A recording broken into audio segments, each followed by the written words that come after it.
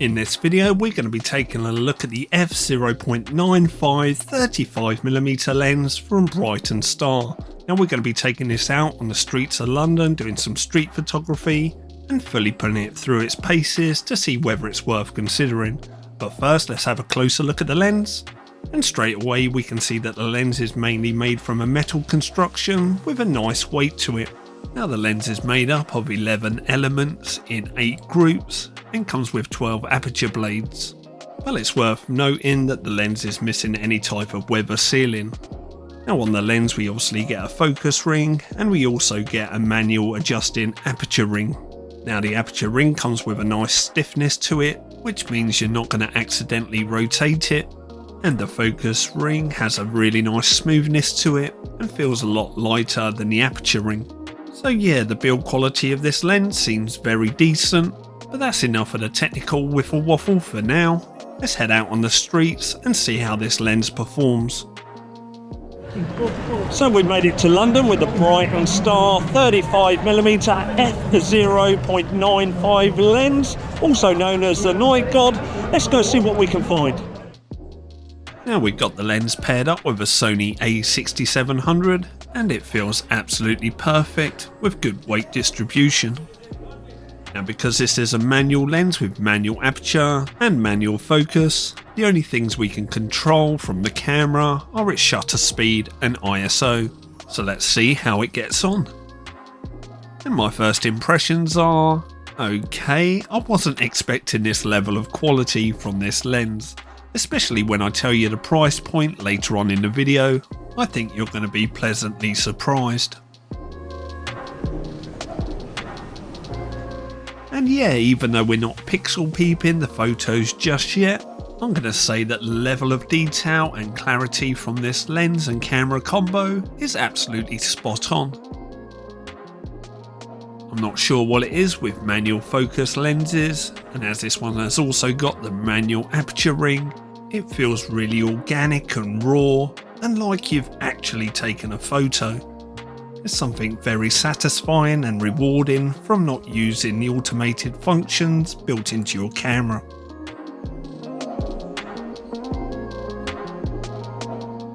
Now I'm not going to say that these photos are award-winning or particularly interesting, but if a photo could somehow store the fun that I had with this lens, then their rating would be off the chart. Now hopefully YouTube isn't compressing the images too much, and you're getting to see a true representation of the image quality from this lens.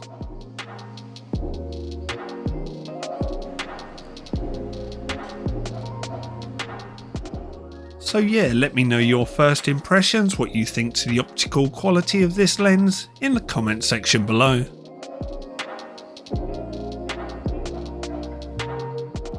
All them photos that you've just seen are JPEG straight out of camera, the white balance set to auto.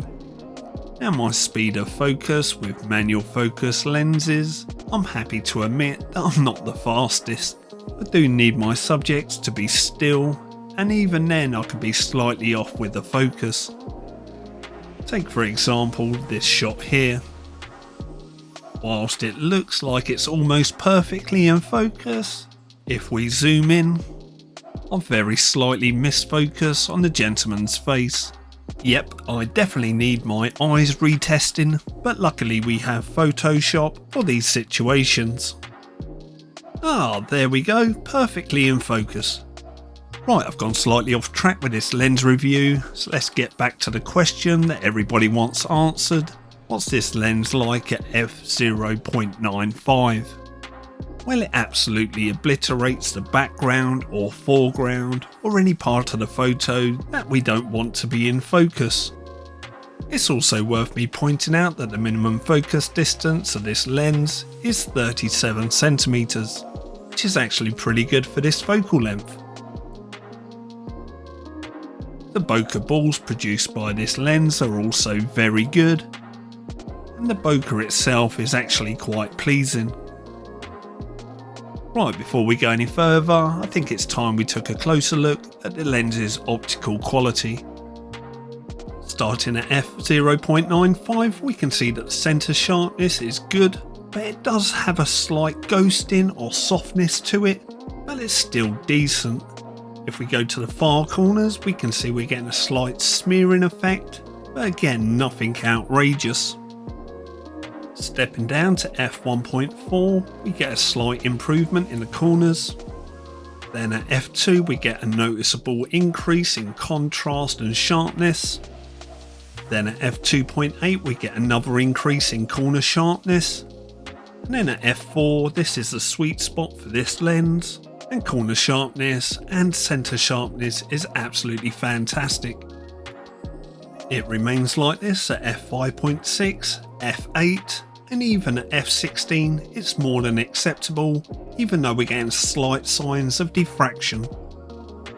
Now as for video quality, let's take a look at some samples straight out of camera. Now all the clips are filmed in 4K with auto white balance.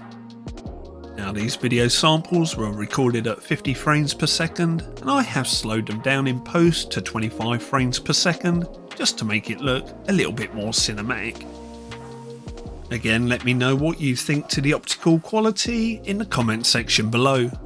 And if you're enjoying this video, please give it a big thumbs up and consider subscribing to the channel.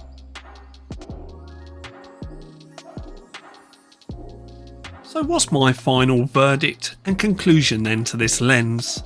Well, once I tell you that this lens comes in at 169 UK pounds or 169 US dollars, hopefully you're as surprised by the results as I am, because at that price it is insane value for money.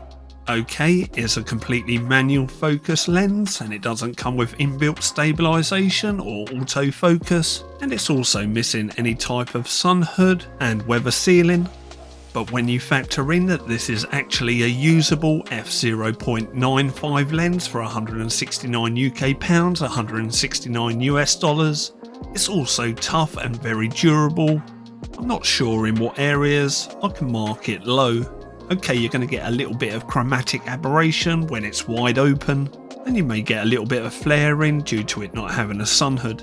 But overall, the build quality and optical quality of this lens far exceeds its price point. So I'm going to leave it up to you to make the final decision on this lens. Let me know in the comment section what you really think to it. I'll leave links to the lens in the top pinned comment and in the description section below. Now if you've enjoyed this video, please give it a big thumbs up. And if you want to see further content from myself, hit that subscribe button and we'll catch up in the next video. Thank you very much for watching. We'll catch up in that next video. See you soon everyone.